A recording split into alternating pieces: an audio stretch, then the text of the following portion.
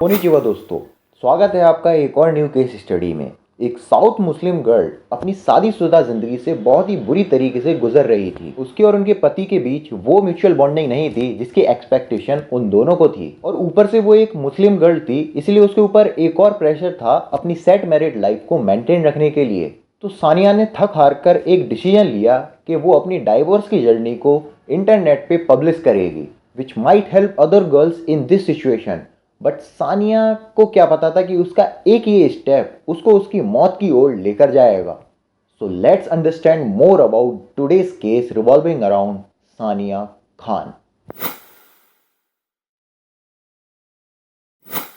29 year old Pakistani American Sania Khan Chicago में रहती थी। उनकी फैमिली पाकिस्तान से शिफ्ट हुई थी इधर, और सानिया खान के फादर ने अपनी शुरुआती लाइफ में सोशल वर्कर की तरह काम किया। अब अगर आप किसी और देश में जाते हैं और उधर पे आप अपनी फील्ड से एकदम ऑपोजिट फील्ड में कोई वर्क करते हैं, तो आपको उधर पे बहुत ज़्यादा दिक्कतें आती हैं। उसके साथ ही साथ आपको कम वेजेस मिलती हैं, तो उस जगह पे चुपचाप करके आपको उधर पे काम करना ही पड़ता है। और अगर आप वहाँ पे काम नहीं करेंगे then you can be removed any time anywhere. Alright, जब सानिया खान 25 साल की थी तो उसे ये समझ में आ गया था कि उसके फादर की वेजेस बहुत ज़्यादा नहीं है।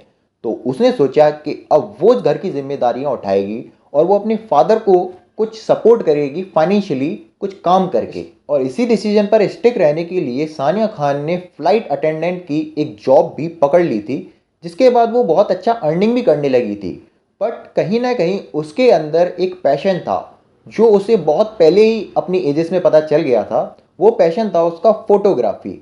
साथ ही साथ उसने अपने ही पैसों से एक डीएसएलआर खरीदा, और उस डीएसएलआर से वो अपने फ्री टाइम में लोगों की फ़ोटोज़ खींचा करती थी। और साथ ही साथ उसने लोगों की फ़ोटोज़ इतनी अच्छी खींचना स्टार्ट कर दी कि वो एक प्रोफाउंड फोटोग्राफर बन गई अपने एरिया में। और जब वो अपनी जॉब से ज़्यादा अपने पैशन से पैसे कमाने लग रही थी, उसी टाइम पे उसने अपनी वेबसाइट को भी लॉन्च किया।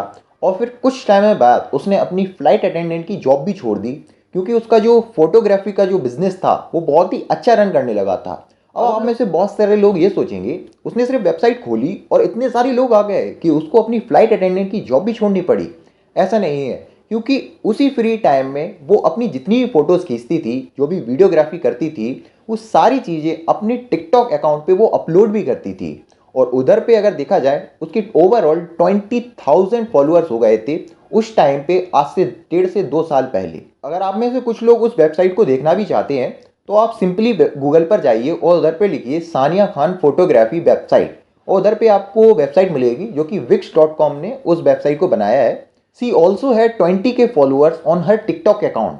और इस बात को कोई डिनाई नहीं कर सकता है that Sania Khan was an attractive girl, because अगर वो अट्रैक्टिव नहीं होती तो शायद आप ये वीडियो नहीं देख रहे होते।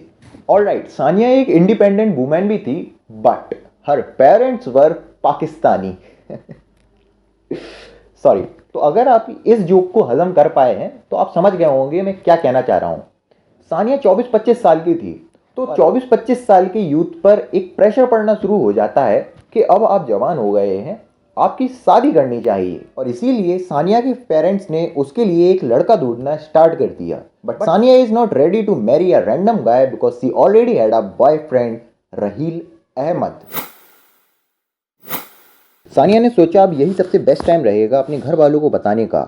आफ्टर सम टाइम दे मैरिड, और उनकी शादी बड़ी धूमधाम से मनाई गई। और राहिल में वो सब कुछ था जो सानिया को चाहिए था। राहिल ने सानिया के बिजनेस को भी सपोर्ट किया, वो जो वीडियोस बनाती थी उसके लिए भी बहुत सपोर्ट किया, और उसका जो पैशन था उसमें भी राहिल बहुत ज़्यादा इन्वॉल्वमेंट लेता था और उसको सपोर्ट करता था, इनकरेज करता था आगे बढ़ने के लिए। बट ये सब कुछ एक दिखावा था। एक्चुअल में राहिल एक अलग ही टाइप का इंसान था। राहिल अहमद सानिया की फैमिली और फ्रेंड्स के अकॉर्डिंग एक बहुत ही टॉक्सिक पॉजेसिव बॉयफ्रेंड और एक हस्बैंड था, जो कि अपनी वाइफ के ऊपर पूरी नज़र रखता था कि वो किस तरीके के क्लाइंट से मिलती है, किन लोगों से बात करती है, कैसे उसके फ्रेंड्स हैं। हर एक छोटी छोटी चीज़ पे वो उसे टोकता था। बल्कि उसके जो कपड़े जो पहनती थी उसके ऊपर भी वो ये कहता था कि तुम ये कपड़े पहनो, ये मत पहनो।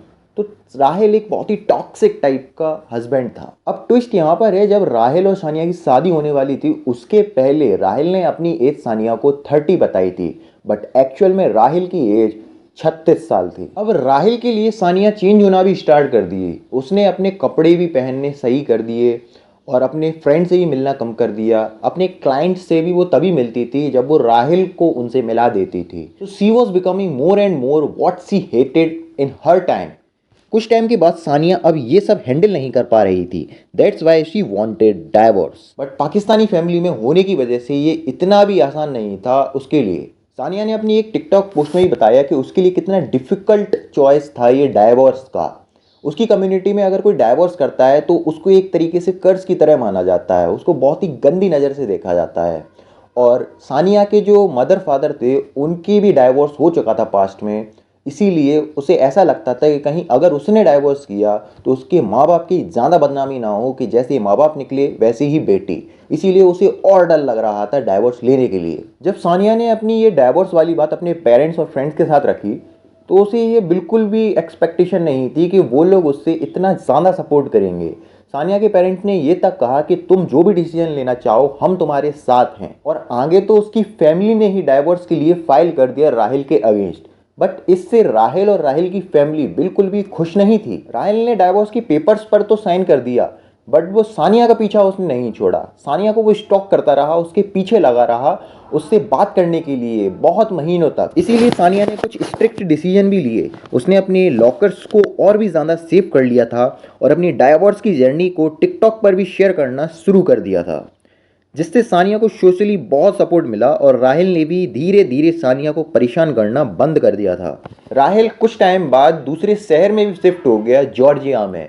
And then Sania thought that all of these things were over. When Sania was 29 उसने डिसाइड करा कि वो शिकागो से वापस अपने पेरेंट्स के होम टाउन टेनेसी में मूव कर लेगी। एंड लास्ट ईयर 21 जुलाई को सानिया ने अपनी फ्रेंड से पूछा, मैं वापस आना चाह रही हूँ, क्या तुम मेरी रूममेट बनना चाहोगी? Which her friend said yes, why not. Because Sania का जो नेचर था वो बहुत ही ज़्यादा अच्छा था अपने फ्रेंड्स और फैमिलीज के साथ, कि उसे कोई भी किसी भी चीज़ के लिए मना नहीं करता था। बट उसकी फ्रेंड को क्या पता था कि सानिया सिर्फ कुछ टाइम के लिए ही उसकी रूममेट बनेगी। जिस दिन सानिया शिकागो छोड़कर जाने वाली थी उसी दिन राहिल भी शिकागो आ गया। वो बहुत गुस्से में था और उसे सानिया से कुछ आंसर चाहिए थे। पहले के टाइम पे सानिया थोड़ा अलर्ट भी रहती थी राहिल की वजह से, बट अब कुछ टाइम राहिल उसकी लाइफ में नहीं था, इसीलिए वो बिल्कुल फ्रीली थी कि अब तो उसे कोई भी डिस्टर्ब करने के लिए नहीं आएगा। बट अब उनके डाइवोर्स को 5 महीने से ज़्यादा भी हो चुके थे और राहिल ने भी उसे एक तरीके से घोस्ट कर दिया था। अब जिन लोगों को नहीं पता है, घोस्ट का मतलब ये कि अगर आप रेगुलरली किसी से बात करते रहते हैं और एकदम से उससे बात करना बंद कर देते हैं, then that is called ghosting to each other. और इसी चीज़ का राहिल ने पूरा फ़ायदा उठाया। राहिल ने 11 घंटे ड्राइव करा जॉर्जिया से सानिया के अपार्टमेंट तक। और जब राहिल के पेरेंट्स को ये पता लगा कि राहिल मिसिंग है तब उनके पेरेंट्स ने सीधा पुलिस को फ़ोन किया और उनसे बोला कि सानिया जॉर्जिया में एक जगह रहती है, प्लीज़ आप उसके अपार्टमेंट में जाइए और उधर पे जाके एक बार ज़रूर चेक कर लीजिए कहीं राहिल वहाँ तो नहीं। तो आप कुछ सोच के देखिए, जब राहिल के पेरेंट्स जो सानिया को पहले बुरा भला कह रहे थे अब वो भी फिक्र में आ गए, तो राहिल कितना डेंजरस था उस वक्त। और जब पुलिस पहुंचने वाली थी उससे पहले ही राहिल सानिया के फ्लैट पे पहुंच गया और उधर पे बहुत ज़्यादा उन दोनों के बीच में बहस होने लगी। तो सानिया की जो नेबर थी उसने सोचा कि ये कोई उसका पुराना फ्रेंड या फिर पुराना कलीग होगा जो कि उससे मिलने आया है, किसी बात की बहस हो रही होगी। और वो सानिया को इतने अच्छे से जानती भी नहीं थी, इसीलिए वो अपने काम के लिए नीचे चली गई। उसी वक्त फायर की एक आवाज़ आई और फिर 5 मिनट बाद एक और फायर की आवाज़ आई। जब पुलिस उनके अपार्टमेंट पे पहुंची तो उन्होंने देखा कि Sania was totally dead and Rahil was injured. तो वो राहिल को हॉस्पिटल जल्दी पल्दी ले जाने के लिए पहुंची, लेकिन राहिल की बीच रास्ते में ही मौत हो गई and this case was totally over. अब इस केस से हम क्या सीख सकते हैं? इस केस से हम ये ज़रूर सीख सकते हैं कि अगर हमारी फैमिली हमें ज़बरदस्ती शादी या फिर कोई भी डिसीजन लेने के लिए कहती है then that is very harmful to our society. तो हमें ये सीख ज़रूर लेनी चाहिए कि ऐसा कदम हम कभी ना उठाएं। और हाँ, अगर आप एक लड़के हैं तो प्लीज़ कभी भी राहिल की तरह ना बने। हर एक चीज़ को पॉजिटिव तरीके से अपनी लाइफ में लेने की कोशिश करें और कभी भी राहिल बनने की कोशिश ना करें। बहुत बहुत धन्यवाद। मिलते हैं आपको अगली वीडियो में, तब तक के लिए बाय।